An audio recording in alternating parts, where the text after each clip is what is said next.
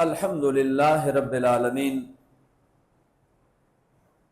والصلاة والسلام علی سید الانبیاء والمرسلین اما بعد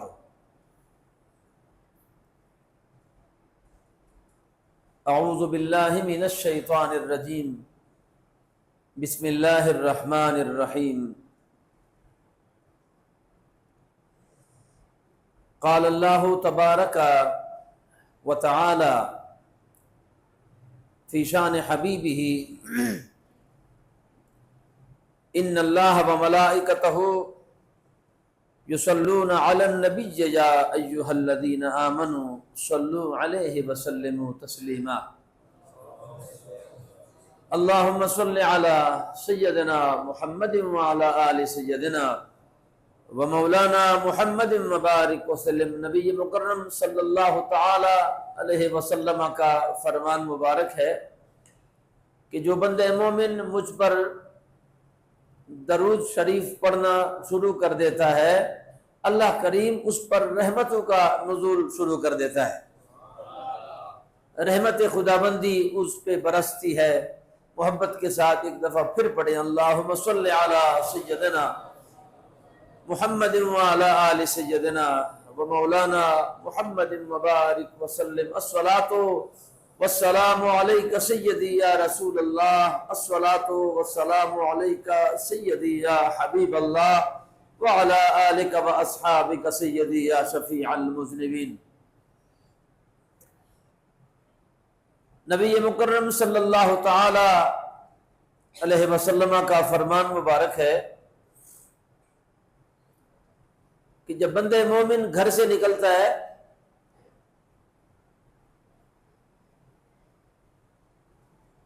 تو نیکیاں راہوں میں اس کا انتظار کرتی ہے اگر وہ کرنا چاہے تو۔ ہوتی وہ سب کچھ اللہ کی توفیق سے ہی ہے،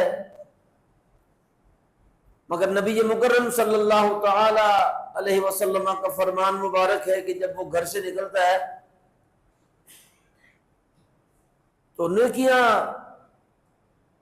اللہ کریم خود ایسا ماحول اس کے لیے بنا دیتا ہے کہ اگر وہ خوشبو پھول کی طرح اگر اس کو سونگھنا چاہے تو اللہ کریم اس کے فیض و برکات ایک منزل سے دوسرے منزل تک جانے سے پہلے اللہ کریم اس کی جھولی نیک اعمال سے بھر دیتا ہے۔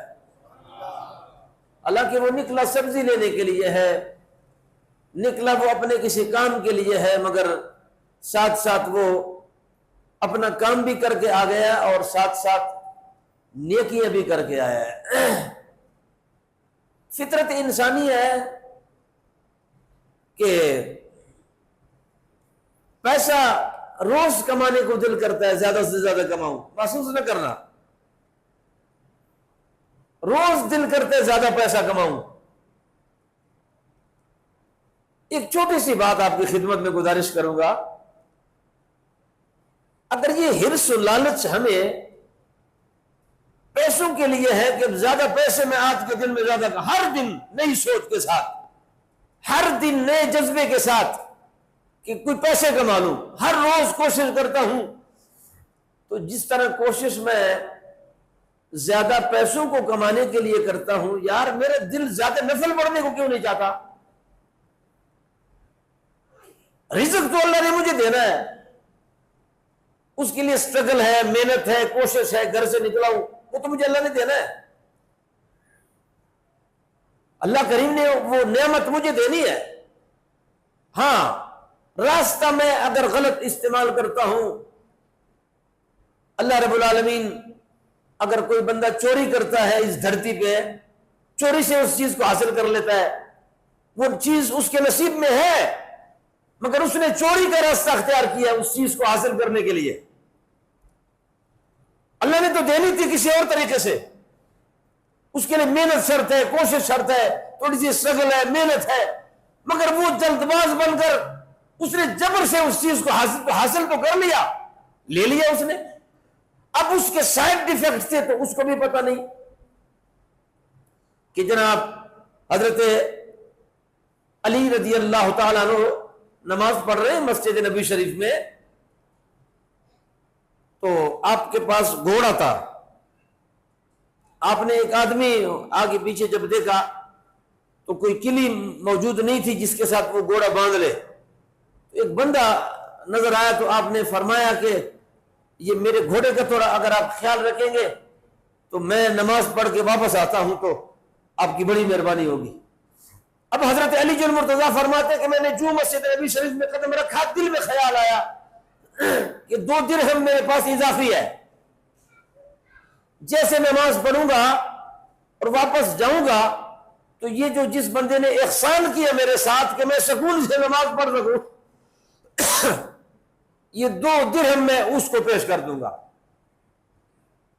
اب یہ نیت کر گیا. روزی دینے والی ذات کون ہے؟ اب اللہ کریم نے اس کو روزی تو دینی ہے چاہے کسی کے بھی ہاتھ سے ہو، مگر میں پلان آپ کو بتا رہا ہوں کہ پلان ہمارا خود غلط ہو جاتا ہے، اس لیے کہ غیب کا علم تو اللہ جانتا ہے، یا اللہ جس کو عطا فرمائے. اب وہ تو مجھے نہیں پتا کہ اللہ کریم نے مجھے کل رزق کس کیفیت میں دینا ہے، اور ایسی جگہ سے بھی دے دے گا جہاں سے میرا گمان بھی نہیں ہوگا. حضرت علی پاک فرماتے ہیں کہ میں نے سکون سے نماز پڑھ لی، اور نماز پڑھنے کے بعد میں جب باہر نکلا تو گھوڑا تو موجود تھا مگر اس پر زین جو موجود تھا نہیں تھا، بندہ بھی غائب، اوپر جو زین ہے وہ بھی غائب. اب میں نے جو 2 درہم علیحدہ کیے تھے کہ جیسے مسجد سے باہر نکلوں گا تو اس کو دے دوں گا، وہ میں نے واپس اپنی جیب میں ڈال دیے اور سفر کرنا تھا آگے. میں بازار چلا گیا، میں نے کہا چلو یہاں پہ باہر جب نکلا تو وہ اجنبی شخص، میرے دل میں خیال تھا کہ زین خریدوں گا اس پہ بیٹھوں گا تو سفر ہوگا. تو میں نے کیا دیکھا کہ وہ شخص اس زین کو بازار میں بیچ رہا ہے، اور میں آگے بڑھا. میں نے کچھ نہیں کہا اس کو، میں نے کہا جی یہ کتنے کا دیں گے؟ چھوڑو ساری بات کو. انہوں نے کہا 2 درہم کا. میں نے کہا یہ 2 درہم لے لو. میں نے ان سے کہا کہ تھوڑا اگر آپ انتظار کر لیتے تو یہ 2 درہم تو میں نے ویسے بھی دینے تھے آپ کو، مگر تو نے جو راستہ غلط اختیار کیا ہے، اب یہ چیز اب تیرے لیے حرام ہو گئی ہے. اب حرام چیز جب ہمارے رزق میں آئے، چھوٹے چھوٹے معاملات میں ہم جب دھیان کرنا چھوڑ دیتے ہیں تو پھر اپنے پاک رزق کو ہم تباہی کی طرف لے جاتے ہیں. نبی مکرم صلی اللہ تعالی علیہ وسلم کا فرمان مبارک ہے کہ لقمے کا خیال رکھو. لقمہ بسم اللہ الرحمن الرحیم پڑھ کے جب لقمہ تم لیتے ہو تو یہ رزق پاک ہے نا جی. تو پاک رزق کے لیے تو بسم اللہ شریف پڑھنی پڑتی ہے، مگر یہ بھی تو آپ ذرا سوچ رہے کہ یہ لقمہ جو میرے سامنے آیا ہے یہ میں نے وصول کس طریقے سے کیا ہے؟ کہ یہ میری محنت ہے، یا میں نے کسی کا حق مارا ہے، کسی غریب کا حق مارا ہے، کسی یتیم کا حق مارا ہے، کسی بیوے کا حق مارا ہے، بھائی کا حق مارا ہے، بہنوں کا حق مارا ہے، کس کا حق مارا ہے؟ یہ تو پھر آپ کو خود پتا ہے نا. ہر بندہ خود، اگر معذرت کے ساتھ میں آپ کی خدمت میں گزارش کروں گا، توجہ سے میری بات کو سنیں، جج بن کے نہیں، میری گفتگو کو جج بن کے نہ سنیں، محمد عربی کے نوکر بن کے سنو. اگر آپ جج بن کے سنیں گے تو پھر مشکل ہے. رسول اللہ کا نوکر سمجھ کے رسول اللہ کی بات سنو کسی گنہگار کے زبان سے. حضرات ہمارے اندر احساس ختم ہو گیا، ہم اگلے کا احساس نہیں کرتے. 1 کلو کے گوشت کی خاطر ہو سکتے ہم پورے جانور کسی کا تباہ کر لیں. احساس ختم ہو گیا. روز کہتے جی مرنا تو ہے، ایک دن مر جانا ہے، اور پتہ نہیں زندگی کا کوئی پتہ نہیں ہے. او بابا یہ سچ تو ہر بندہ بولتا ہے، مگر یہ تو آدھا سچ ہے. یہ سچ تو ہر بندہ بولتا ہے کہ مرنا ہے، کوئی پتہ نہیں ہے. اگر پورا سچ کہتے ہو تو پھر مجھے ایک بات کا جواب دے دو، اگر اس پر یقین آ گیا کہ زندگی کا کوئی پتہ نہیں، تو پھر اگر اس پر یقین آ گیا تو پھر آپ موت کی تیاری کرتے کیوں نہیں ہیں؟ آپ کے پاس جمع کیا ہے؟ آپ کی جلوتیں کیسی ہے؟ آپ کی خلوتیں کیسی ہے؟ آپ کی راتیں کیسی ہیں؟ آپ کے لین دین کیسے ہیں؟ آپ کے کمانے کا طریقہ کیا ہے؟ سلیقہ کیا ہے؟ بھائی کے ساتھ تمہارا سلوک کیسا ہے؟ بہن کے ساتھ تمہارا سلوک کیسا ہے؟ محلے داروں کے ساتھ تمہارا سلوک کیسا ہے؟ انسانوں کے ساتھ تمہارا سلوک کیسا ہے؟ جانوروں کے ساتھ تمہارا سلوک کیسا ہے؟ احساس کیوں ختم ہو گیا؟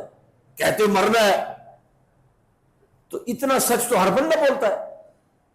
تو بابا آدھے سچ سے کام نہیں چلتا. ہاں اگر سچ کہنا ہے تو پھر نظر بھی تو آنا چاہیے کہ آپ تیاری کیا کر رہے ہیں. اگر آپ کو اتنا یقین کامل ہے، کیا آپ نے جنازے نہیں پڑھے؟ کیا آپ نے اپنے باپ کا جنازہ نہیں پڑھا؟ ماں کا جنازہ نہیں پڑھا؟ محلے داروں کا جنازہ نہیں پڑھا؟ اقتدار والوں کا جنازہ نہیں پڑھا؟ بڑے بڑے سورس اور بڑے بڑے کمالات کے عامل لوگوں کے جنازے بھی تو آپ نے پڑھے. مگر میں آپ کی خدمت میں گزارش کروں گا کہ میں نے اور آپ نے اس سے عبرت کیا لی ہے؟ حضرت ہارون الرشید جناب حضرت داؤد طائی کے پاس آئے. حضرت داؤد طائی کی خدمت میں حاضر ہوئے اور وہ عرض کرنے لگے ہارون الرشید کہ بابا جی ایک کام پڑ گیا آپ سے. ہارون الرشید بادشاہ نے داؤد طائی کو عرض کیا کہ میرا ایک کام پڑ گیا آپ کے ساتھ، اور کام یہ ہے کہ دل سخت ہو گیا ہے. دل سخت ہو گیا، اس پر یقین کامل ہے، مگر موت پر یقین ہے، مرنا ہے، مگر پتہ نہیں دن بدن میرا جو دل ہے نا وہ سخت ہو رہا ہے. میں حق اور سچ بھی جب سنتا ہوں نا، ادھر سے سن لیتا ہوں ادھر سے نکال لیتا ہوں. اس پر یقین ہے کہ مرنا ہے، اس پر یقین ہے کہ قبر ہے، اس پر یقین ہے کہ قبر کے سوالات ہیں، اس پر یقین ہے کہ جنت ہے، اس پر یقین ہے کہ دوزخ ہے، اس پر یقین ہے کہ سوال و جواب دینے، اس پر یقین کامل ہے کہ جلوتوں خلوتوں کا حساب دینا ہے. یقین ہے پر دل سخت ہو گیا ہے. ایسا کوئی وصیت کرو کہ میرا دل نرم ہو جائے. معذرت کے ساتھ یہ بھی بڑی بات ہوتی ہے کہ بندے کو کسی وقت بھی احساس ہو جائے کہ میرا دل نرم ہو جائے. معذرت کے ساتھ ہم لوگ پتہ نہیں احساس، میں نے گزارش کی، احساس ختم ہو گیا.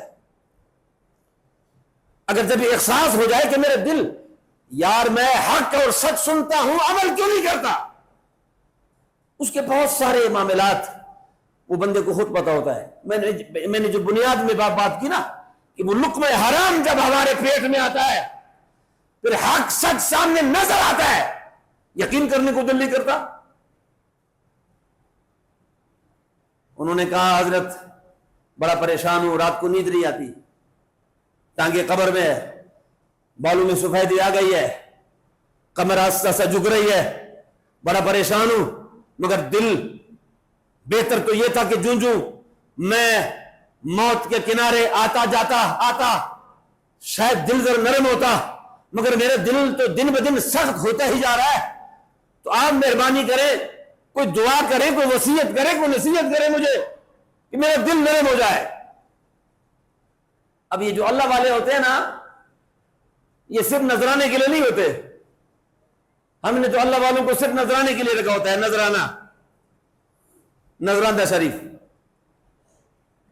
وہ اللہ والا ہے، جس کی بڑی گاڑی ہے وہ اللہ والا ہے، جس کا بڑا پگ ہے اللہ والا ہے، لمبی قمیص ہے اللہ والا ہے، رنگ برنگا لباس اس نے، شلوار اور قسم کا ہے شلوار اور قسم کا ہے، ماشاءاللہ قمیص اور قسم کا ہے، اور ٹوپی اور قسم کی ہے، اور بڑے بڑے مٹکے، یہ اللہ والے ہیں.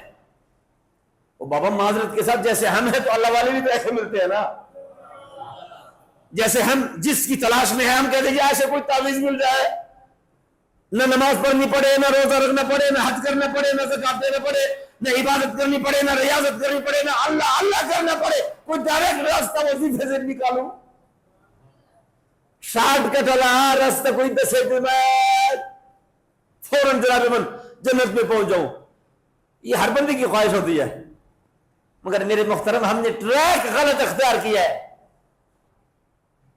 ہم نے راستہ غلط اختیار کیا۔ اللہ والا جو ہوتا ہے اس کی اداؤں کو دیکھ کے اللہ یاد آتا ہے، اس کے جلوتوں کو دیکھ کے اللہ یاد آتا ہے، اس کے خلوتوں کو دیکھ کے اللہ یاد آتا ہے، اور اللہ والا ہمیشہ دینے والا ہوتا ہے، لینے والا نہیں ہوتا۔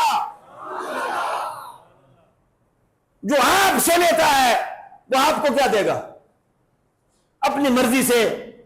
اگر آپ کسی کی خدمت کرتے ہیں یا ایسی کسی کو، وہ علیہ باپ ہے، میں اس پر بات نہیں کرنا چاہتا، مگر جس بندے کی نظر آپ کی جیب پر ہے وہ آپ کی اصلاح کیسے کرے گا؟ وہ آپ سے یہ نہیں پوچھتا کہ بابا میرے پاس آئے ہو، ابا جی ناراض ہے کہ راضی ہے، ماں ناراض ہے کہ راضی ہے؟ وہ آپ کو اگر یہ کہہ دے گا کہ ماں سے دعا لے کے آیا کر، باپ سے دعا لے کے آیا کر، تو پھر تو اس کی دکانداری بند ہو سکتی ہے۔ اگر وہ آپ کو باپ کی طرف لے، باپ کی طرف آپ کا رخ کر لے، آپ کا رخ ماں کی طرف کر لے، آپ کا رخ اللہ کی طرف کر لے، آپ کا رخ رسول اللہ کی طرف کر لے، تو پھر تو اس کی دکانداری ختم ہو رہی ہے۔ وہ نہیں کہے گا وہ تب کی دیتا ہے کہتے جی پتر مجھے آپ ہی کا انتظار تھا، رات کو میں نے خواب میں بھی دیکھا تھا، رات کو میں نے خواب میں بھی دیکھا تھا کہ آپ نے آنا ہی ہے۔ وہ ادھر پھول سے کیا اللہ کا ولی ہے اور کیا بات ہے۔ معذرت کے ساتھ یہ باتیں سننی مشکل ہے، کرنی بھی مشکل ہے۔ کسی دربار پہ چلے جاتے ہو جناب محترم، وہ رہا جناب رات کو ادھر دربار شریف میں 2 3 4 ٹکڑے، میری طرف دیکھو نا، اس طرح رومال سے بند کر کے نا، وہ سکے ٹکڑے روٹی کے ٹکڑے، کسی دربار سے روٹی کے ٹکڑے اٹھا کر رومال سے باندھ لیتے ہیں پترا کے گلاساں، اس شوق سے۔ اللہ کے بندے، میں آپ پہ فتویٰ نہیں لگانا چاہتا، دربار پہ جانے کے ساتھ 2 ٹکڑے روٹی آپ لے کر آئے ہیں، جو اللہ صبح و شام گرم گرم دیتا ہے، جو اللہ آپ کو خود ضرورت کا پتہ نہیں ہوتا، وہ آپ کی ضروریات سے زیادہ دیتا ہے، صبح و شام گرم دیتا ہے، اچھا سے اچھا دیتا ہے، اعلیٰ سے اعلیٰ دیتا ہے۔ وہ آپ کے محنت کی وجہ سے نہیں دیتا، آپ کے نمازوں کی وجہ سے نہیں دیتا، آپ کے کمالات کی وجہ سے نہیں دیتا، آپ کے چٹے کالے گورے رنگ کی وجہ سے نہیں دیتا، وہ تو اللہ اپنے فضل سے دے رہا ہے، وہ تو فضل سے دے رہا ہے۔ کبھی یہ بھی غور کیا ہے، میں دربار کے ٹکڑوں سے منع نہیں کرتا، ہاں لایا کرو، زیادہ لایا کرو، میں منع نہیں کرتا، مگر غور تو کرنا چاہیے نا کہ دربار سے ٹکڑے لاتے ہو اور جو مالک صبح و شام دیتا ہے، پھر کہتے دعا قبول نہیں ہوتی۔ حضرت عبداللہ ابن عباس فرماتے ہیں کہ مجھ سے کسی نے کہا کہ مجھے اس چیز کی سمجھ نہیں آتی کہ اللہ تعالیٰ میری بات کیوں نہیں مانتا، میری بات سمجھ نہیں آئی آپ کو؟ وہ عرض کرتا ہے کہ اے عبداللہ ابن مسعود، حضرت عبداللہ ابن مسعود یہ قد کے بڑے چھوٹے تھے، قد کے بڑے چھوٹے تھے، مگر میرے رسول کریم صلی اللہ تعالی علیہ وسلم فرماتے ہیں کہ تمہیں پتہ ہے قد کے طرح چھوٹا ہے مگر علم سے بھرا ہوا ہے، اور یہ علم پتہ آئے کہاں سے اس کو؟ حضرت عبداللہ ابن مسعود رضی اللہ تعالیٰ عنہ یہ جب رسول کریم صلی اللہ تعالی علیہ وسلم کہیں تشریف لے کے جاتے نا تو نبی پاک کے نالین اٹھاتے تھے، اور نالینوں میں یہ 5 انگلیاں اس طرف بھی اور اس طرف بھی، اور سینے کے پاس مصطفیٰ کے نالین کو رکھتا تھا۔ وہ فرماتے تھے کہ مجھے جو کچھ ملا ہے مصطفیٰ کے نالین کی برکت سے ملا ہے۔ ابھی اگر کسی نے فتویٰ لگانا ہے تو عبداللہ ابن مسعود پہ لگاؤ، میں نہیں کہہ رہا، ہاں یہ صحابی کا عقیدہ ہے. یہ کس کا عقیدہ ہے؟ صحابی کا عقیدہ ہے کہ رسول اللہ کے جوتے بھی فائدہ دے سکتے، رسول اللہ کی کمبل بھی فائدہ دے سکتی ہے. فتویٰ لگانا ہے تو عبداللہ ابن مسعود پہ لگاؤ. خدا اس عقیدے پہ قائم رکھے جو نالین رسول سے بھی فیض لیتے ہیں. حضرت عبداللہ ابن مسعود فرماتے ہیں کہ مجھ سے اس شخص نے کہا کہ میری دعائیں قبول نہیں ہوتی، آپ کوئی مہربانی کریں، یہ کیا وجہ ہو سکتی ہے؟ آپ نے فرمایا یہ تو بڑی آسان سی بات ہے، بہت آسان سی بات ہے، آپ کو کسی مفتی عالم کے پاس جانے کی ضرورت نہیں ہے. میں آپ کو جواب دیتا ہوں، تم کہتے ہو اللہ میری نہیں مانتا، تم اللہ کی مانتے ہو؟ یار بولو تو. جب تم نے اللہ کا ماننا چھوڑ دیا تو اللہ نے تمہارا کہنا بھی ماننا چھوڑ دیا. آج سے اگر تم اللہ کا کہنا ماننا شروع کر دو اللہ تمہاری سنے گا، پھر تمہیں ہاتھ اٹھانے نہیں پڑیں گے، وہ کرم پہ کرم کرتا جائے گا. حضرت ہارون الرشید سے بندے نے کہا نا، ہارون الرشید نے حضرت داؤد طائی سے کہا مجھے بتاؤ میرے دل سخت ہے. آپ نے کہا وصیت کہ میں کیا بات کروں گا، مجھے ایک بات کا جواب دے دے ہارون الرشید، تم بادشاہ ہو، بڑے کر و فر سے نکلتے ہو گھر سے، بڑے معاملات ہے، بڑا ماشاءاللہ بڑا سلسلہ ہے آپ کا، تو آپ سے ایک سوال کروں میں، آپ کے والد صاحب کہاں ہیں؟ اب یہ جواب شروع ہے، آپ کے والد صاحب کہاں ہیں؟ وہ تو فوت ہی ہو گئے جی. نہیں ہے کدھر؟ قبرستان میں. اچھا آپ کے دادا کدھر ہے جی؟ او جی وہ تو ان سے پہلے فوت ہو گئے. وہ کدھر ہے جی؟ وہ بھی قبرستان میں ہے. او آپ کا ایک بھائی بھی تھا، وہ کدھر ہے؟ انہوں نے کہا وہ بھی فوت ہو گیا ہے. ہاں آپ کا ایک بیٹا بھی تھا، وہ کدھر ہے؟ جوان بیٹا تھا، بڑا سونا خوبصورت جوان تھا، وہ کدھر ہے؟ اس نے کہا وہ بھی قبرستان میں ہے.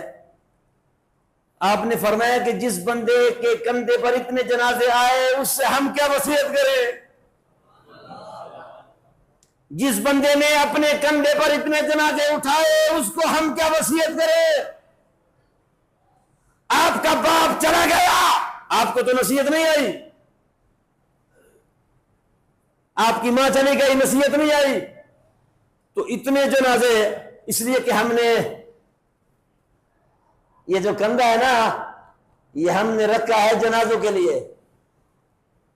میں تمام گفتگو کو لب لباب پیش کرنا چاہوں گا، وقت میرے پاس بہت تھوڑا رہ گیا. یہ جو کندھا ہے نا، اے میری طرف دیکھو، اس کندھے کو ہم نے وقف کر دیا ہے صرف جنازوں کے لیے. کاش اس کندھے پر کسی یتیم کا بوجھ بھی اٹھا لیتا، اس کندھے پر شاید کسی بیوہ کا بوجھ بھی اٹھا لیتا. حضرت سیدنا ابو بکر صدیق رضی اللہ تعالیٰ عنہ کے وفات کے 3 دن بعد فاروق اعظم نے سر پکڑا ہے، خلیفہ بن گئے.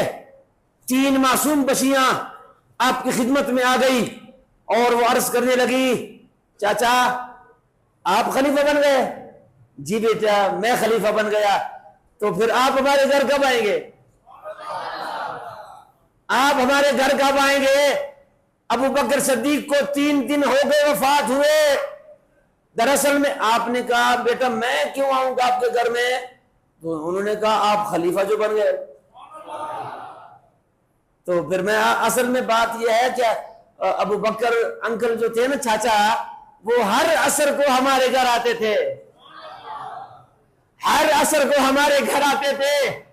ہم یتیم بچی ہیں، باپ ہمارا فوت ہو گیا، ماں ضعیف ہے اور 4 بہنیں ہیں، بھائی کوئی نہیں ہے. تو وہ ابو بکر صدیق روز عصر کو آتے تھے، ہمارے بکری کا دودھ بھی دوتے تھے اور شام کے بعد کھانے بھی دیتے تھے. آج 3 دن ہو گئے وہ نہیں ہے. تو آپ آئیں گے؟ آپ آپ جائیں گے ہمارے ساتھ؟ آپ نے کہا کہ ابو بکر صدیق نے بڑے مشکل راستے ہمارے لیے چھوڑ دیے. عمر فاروق فرماتے ہیں کہ مجھے بہت کچھ پتا تھا مگر اتنی گہرائی کا نہیں پتا تھا کہ وہ خدا کا بندہ یہ کام بھی کرتا رہا. 23 لاکھ مربع میل کا حکمران راستے میں جا رہا ہے اور 3 معصوم بچیاں گڑیاں آگے آگے چلتی ہے اور پیچھے پیچھے دیکھتی ہے. فاروق اعظم روتے ہوئے جا رہے ہیں اور اس معصوم بچیوں کے گھر جاتے ہیں. یہ بابا حکمران ہے, یہ وہ لوگ ہیں جنہوں نے رسول اللہ کے سائے میں تربیت پائی. وہ فاروق اعظم روتے ہوئے دودھ دوتے ہیں. بادشاہ وقت ہے, وہ فاروق اعظم کہ زلزلہ آ جائے تیرا ٹھوکر مار دے, جس کے ٹھوکر سے زلزلے رک جائے, جس کے خط سے دریا چل پڑے, اور جس کے محبت میں ذرا یاد کرنا جس کے لیے رسول کریم فرماتے ہیں اگر میرے بعد کوئی نبی ہوتا تو فاروق اعظم ہوتا.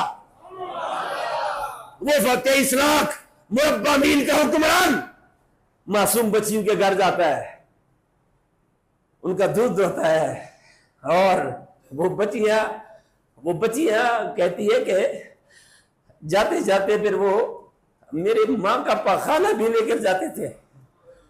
میری ماں بوڑھی ہے, وہ پاخانے کے لیے باہر نہیں جا سکتی, تو ابو بکر صدیق میرے ماں کے پاخانے کو بھی باہر لے کر جاتے تھے. یہ وہ حکمران ہے, یہ ہے وہ کہ جن کا مثال آج دنیا میں لوگ دیتے ہیں. فاروق اعظم جیسے کردار بھی تو کوئی لاؤ نا, عثمان غنی جیسے کردار بھی تو کوئی لے کر آؤ. ابو بکر صدیق کے لیے پھر ایک بات جب رسول اللہ نے فرمایا ابو بکر صدیق کا ہاتھ رکھا, ہاتھ میں ہاتھ پکڑا اور تمام صحابہ کو فرمایا لوگوں تم سارے گواہ بن جاؤ, میں نے تمہارے سارے حق ادا کر دیے. عثمان غنی کا بھی حق ادا کر دیا اور فاروق اعظم کا بھی حق ادا کر دیا. 1.25 لاکھ کم و بیش صحابہ کا حق میں نے ادا کر دیا ہے, مگر ابو بکر میرا وہ یار ہے کہ میں محمد بھی اس کے احسانات کا بدلہ نہیں دے سکا, حشر میں اللہ تعالیٰ دے گا. میں بھی ان کے احسانات کا بدلہ نہیں دے سکا, اللہ دے گا حشر میں. اللہ نے میرے ساتھ وعدہ کیا ہے. حضرات دعا کرو اللہ کریم ان لوگوں کے نقش قدم پہ چلنے کی توفیق عطا فرمائے. انشاءاللہ اگلے جمعے بات کریں گے. بہت شکریہ.